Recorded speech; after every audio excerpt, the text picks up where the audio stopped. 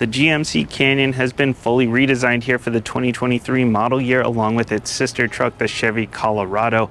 Now, GM is touting this as the official vehicle of nowhere. So whether you live in the middle of nowhere or you just like to explore, this thing is off-road capable while still being a nice place to be.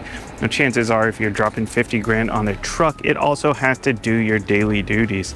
Let's go ahead and talk about what this thing has been like to live with for the past week. Let's go ahead, take a look.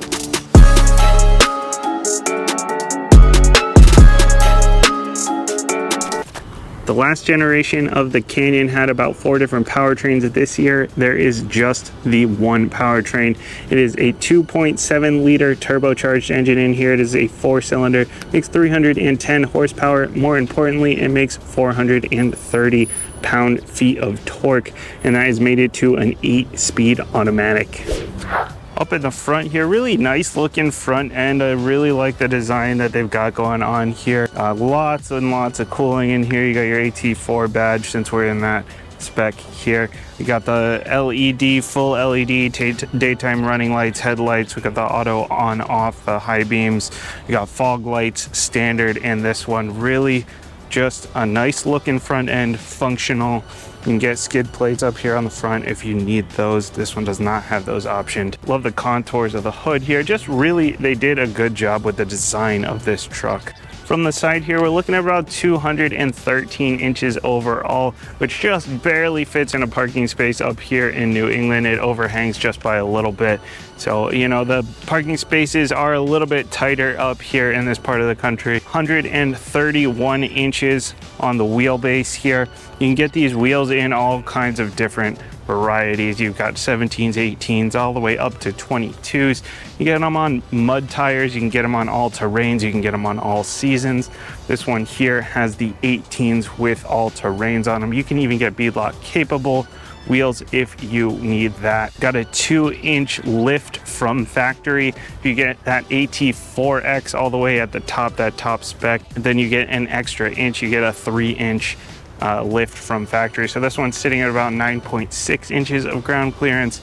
That top spec gets you about 10.7. This one is 4-wheel drive. The elevation trim is the only one that you can get in 2-wheel drive, and that is also offered in 4-wheel drive.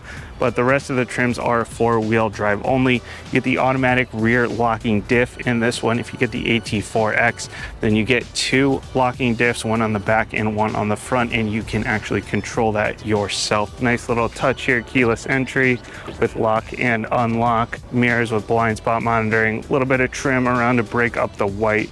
Nice looking truck overall from the side. Back end here, nice looking back end as well. Got the big LED tail lights back here, your AT4 badge. You got some parking sensors going on. Nice big step up here. You got the steps on the side as well to help you get in. Really nice there. You got your backup camera. Drop this down nice and slow so that's not gonna slam on you, which is great. 5-foot bed here. This one's got the spray liner in it. You got the tow hooks all around. You got your 120 volt over here. You got the ruler across your tailgate, which is a really nice little touch. And you've got some extra storage in here as well. Not a ton of room, but you can throw some tools in there if you need. That does not lock permanently, so that's something you're gonna wanna watch out for. Simple, easy. Plenty of space, nice looking back end. And GM puts the remote start right on the key. You don't need an app or anything like that. Just double tap that button, starts right up. No need to hit the lock button or anything else first. Just double tap that button right there. And if you want to shut it off, double tap again. No runners on this one. You can option the runners. I think that the PR people probably did this just so they could watch us short journalists try to get up in this truck without runners. No grab bar either. I wish there was a grab bar. There is one on the other side, but that would be a nice little help if they had that here, because I banged my knee on this a couple of times. Doesn't feel great, hard plastic there. Wish that was soft. Wish I had a grab bar. Even better if I had those runners. Interior wise, you know, GM has done a really good job with this interior. In this segment, You know, you don't often get nice interiors. If you do get a nice interior, you have to go up to one of the top trim levels. So it's nice to give you, you know, some off-road performance, some capability on the outside, but still give you a nice place to be on the inside. And we're not even close to the top spec. This is only the second trim level up, the AT4. It does have the premium package on it. That's about 1,800 bucks. It does make it nicer in here, but we're still well under 50 grand for the total price, which is a pretty good price point, especially here in 2023. Now, there's no delusions of luxury. This is not a luxury truck, but it is actually a nice place to be. You got the big steering wheel. Not gonna find any complaints from me about having a nice big steering wheel. Simple, only a handful of buttons on here. You've got your adaptive cruise on here. You have a heated steering wheel button because of that premium package. You know, the gauge cluster is really nice, digital gauge cluster, big tack in the middle. It's not super cluttered. It's got just the right information. And if you want to change the layout there are a few different layouts inside of here.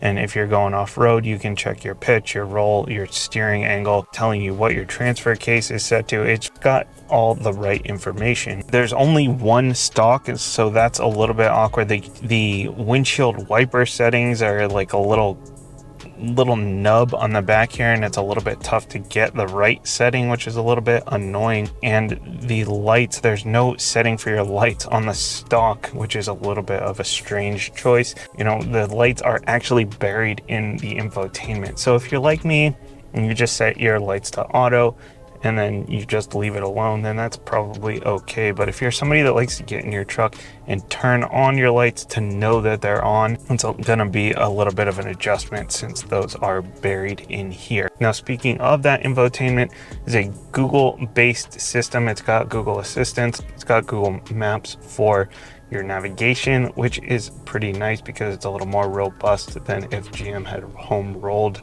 a solution here. Now, Android Auto and Apple CarPlay are both wireless, no matter what trim level you are. Also a really nice touch. Now, the system here, it is quick. The icons are laid out well. It's easy to use in that sense, but at the same time, you know, I have gotten a little bit lost in this menu because the top bar changes, which can be a little bit confusing. Like sometimes it has my phone information, sometimes it's asking me if I want to go to the nav screen. You've got your camera settings in here, your safety systems are in here if you want to adjust those. If you don't want the steering assist for the lane departure, you can adjust a lot of your settings through here, which is really nice. It's also got the trailering, some trailering functions. You can test out your trailer lights, and there's a trailering pro package which will give you some more features if you're someone that does tow things around quite a bit. But generally speaking, you know, quick, simple, not too difficult to use. And we've still got all these physical buttons for HVAC, which is really a nice thing. Heated seats in this one. The ventilated seats are part of that premium package. You know, we're only one step up from the base again, and we have ventilated seats. Even that BMW I was in last week didn't have ventilated seats as an option, period. So this is a pretty nice deal. I wish they weren't gloss black, you know, and these knobs here are plastic, you know, they're pretty cheap, but they look nice for this price point. Your auto start stop is easily accessible. You got a couple of USB ports, a USB-A, USB-C. We've got wireless charging, again, part of that premium package. You've got your dial here to adjust your modes. You've got a normal mode, an off-road mode, towing mode, terrain, and you can actually get a Baja mode if you get the AT4X, the brand new one for this year, that top spec. You can adjust your transfer case here. You've got an automatic mode for it, or you can go 4 high, 2 high, 4 low. You can choose that through here. Power adjustable seats.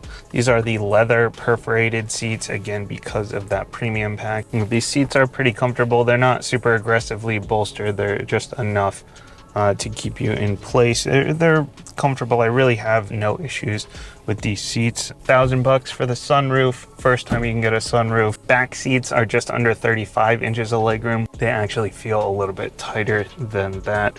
If you would have told me that was 35, I would have thought you were lying. So it is a little bit tight. I've got my kids in forward facing seats there, and they're pretty close to the seats. It's a little bit iffy. Adults are gonna have some trouble back there probably for the most part, unless it's a short trip. The cup holders in the center there and the center armrest are part of that premium pack. They've got cup holders up here as well. There's some more storage underneath the seats, which is a nice touch. And there's some mat pockets in the back of these seats. That's again part of that premium pack. Visibility out the back is okay. I mean, it is a truck, that's kind of to be expected. You're high up, you got that long bed back there. But with the blind spot monitoring, with the camera in here, with everything all together, you do get decent visibility all around for a truck of this size. It's a nice interior, especially at this price point for a truck like this. So I've been driving this thing around for about a week now. I have not been taking it off-road. I'm not that guy. There are plenty of other YouTubers that are definitely much more qualified for that. You know, like I mentioned before, if you're gonna drop 50 grand on a truck, chances are you're living with this thing, you're daily driving it as well. You got to do the family stuff, you got to do the work stuff. So that's more what I'm going to talk about. I've been doing a mix of city, highway. You know, on smooth roads, this thing is totally fine, but I joked with my wife that, you know, it's called the Canyon because every little imperfection in the road feels like you're going through a giant canyon. You know, it's got a lot of suspension travel. It's not going to be the most comfortable ride. If you're looking for a big comfy cruiser, it's not that car. It's the truck you get when you want to do some off-road stuff, but you still want a nice place to be interior wise. But that being said, you know, it's not going to beat you up. It's not going to be like the harshest ride ever, but it does have a lot of bounce to it. And the engine, you know, the engine is a bit of a concern because you get this, you know, you go from these NA engines to turbocharged engines. A lot of these trucks are moving to this now. And there is something nice to be said about that linear build that you get with an NA engine. But with the turbo, you get your torque available a lot earlier. Your peak torque comes in early, and then you got it pretty much steady across your tack, which is a nice thing to have. And this thing does not feel underpowered at all. You know, you think 4-cylinder, 4,400 pound truck might feel a little underpowered, but with that turbo, it can move just fine. Really no problems getting out of its own way. And this thing can tow 7,700 pounds, so it's no slouch there. And the brakes feel great as well. No issues there. They've got some good resistance to them. They feel like they're working strong. The steering is on the lighter side of things, and it's a little bit on the loose side as well. You know, you've got to turn it quite a bit to get the wheels to turn just a little bit. Probably helps a little bit to be able to do those little tight movements a little bit better, a little bit more easily. Visibility overall on this thing, it's good for a truck. You know, when you're lifted up this high, you get your front end, it's hard to see things right in front, and you've got that big truck bed in the back. It's tough to see stuff down below that, obviously, but this does have the rear cross traffic. It does have the blind spot monitoring. It's got the pedestrian detection, the cyclist detection, all of that. So those are great safety features. This one actually has the blind spot steering assist and the rear cross traffic braking as well, because this one has that premium package that I mentioned before. And those things are really great when you're in something like this, because dropping my son off at daycare, you got a lot of little kids running around, and it's great having that extra peace of mind. You know, obviously I'm being careful, but it's great having that extra peace of mind when I'm pulling out of the parking lot. Now, I mentioned the steering assist. It also has the lane keep assists. So if you're floating out of your lane a little bit, it'll beep at you. You can tell it whether or not you want it to steer you back into your lane, or if you just want the beep, or if you want to turn it off completely. It has really, for the most part, stayed out of my way. It's a really good system. And this one does have auto start stop as well, which honestly I was sort of questioning, because it's really pretty seamless. It's one of those things that if you're not looking for it, you don't really notice it, which is how an auto start stop system should be. In a lot of cars, it's very noticeable. You know, you can tell that the engine shut off. You can tell that it's not ready to go when you're ready to go from a light after a stop. In this one, it's been pretty seamless. You know, props to GM for that. You can option adaptive cruise. if you would like, but this one does not. It just has the regular cruise control. It's a little bit confusing though, because on the steering wheel it does have the gap adjustment, so I was like, oh, maybe it does have adaptive cruise. Maybe the materials were just wrong and it just said that it didn't have it for some reason. So that's a little bit confusing. I think that that's more just for your pre-collision warning, your pre-collision braking, but generally speaking, you know, the driving experience is fine on regular roads, and the safety systems are definitely a nice touch. And not that this is going to help you much in a parking lot or any sort of street situation, but it does have underbody cameras as well that you can option. This particular one does not have that, but you can option that, so if you're doing a lot of off-roading, you can really see all the terrain. Definitely a cool feature to have. So as an overall experience, you know, obviously, again, I didn't take it off-road. This thing has just been my daily driver. It is, you know, it's a nice place to be inside. Again, no delusions of luxury here, but you get some really great features. The technology as well as like the safety features are things that you usually don't see until you go up trim levels in the truck. So it's really cool to see that this is available just on the second trim up. And the safety systems, I like that they stay out of your way for the most part. It's great to see a capable truck, a truck that's built more for off-roading, but that can really do the daily drive and can be a comfortable, nice daily driver. It can actually be nice inside, a nice place to be with decent technology and decent features. You know, it is a little tight in the back, so if you've got adults back there quite often, then that's going to be a little bit of a problem, but short trips around town won't be a problem. No, overall, just a nice truck. I wouldn't buy it if I wasn't going to go off-roading or if I didn't need it for rough roads. But I would definitely consider it if I was doing any sort of regular camping or adventuring. As always, hit the like button, hit the share button. Those things help me out the most. If you want to see what I'm driving next week, stick around. If you have a question or a comment on something that I said, something that I didn't say, let me know that down below, and hopefully I will see you next time.